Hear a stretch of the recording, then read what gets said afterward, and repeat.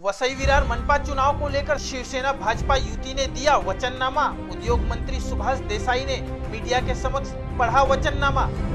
वसई विरार मनपा चुनाव की तारीख अंतिम चरण सीमा पर है। ऐसे में चुनाव क्षेत्र में दो ही पक्ष हैं जो बराबर की टक्कर दे सकते हैं, शिवसेना भाजपा युति और बहुजन विकास आघाड़ी। ऐसे में शिवसेना भाजपा युति के द्वारा पत्रकार परिषद आयोजित की गई।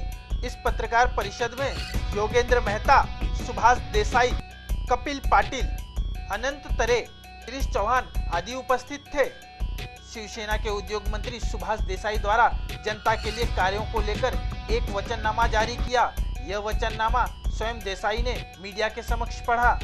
वसई विरारचं जनजीवन जे आहे, इथली जी जनता आहे, मतदार आहेत, त्यांच्या कोणत्या अडचणी आहेत, कोणते प्रश्न आहेत आणि ह्या प्रश्नांवर कशी उत्तरं दिली पाहिजेत याचा विचार करून हा वचननामा तयार करण्यात आलेला आहे।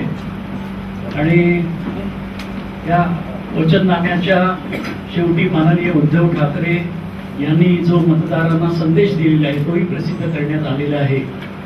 या संदेशामध्ये माननीय उद्धव ठाकरे म्हणतात, वसई विरार मधील मतदार बंधू भगिनींनो, जय महाराष्ट्र। वसई विरार महानगरपालिका स्थापन झाली, परंतु नागरिकांना महानगरातील जीवनाचा अनुभव काही येत नाही। भ्रष्टाचार, दहशत आणि बेपर्वाईची बजबजपुरी फक्त अनुभवास येत आहे। हे सर्व बदलले पाहिजे नव्हे, ते तुम्ही नागरिकच बदलविणार आहात। शिवसेनेने मुंबईत नागरी सुविधा निर्माण केल्या, ठाण्याचा तर काय पलट केला।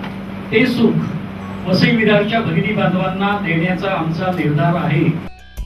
ये वचननामा जनता के लिए कितने और युति की इस सरकार के लिए कितने फायदेमंद होगा, ये तो चुनाव के बाद ही पता चलेगा।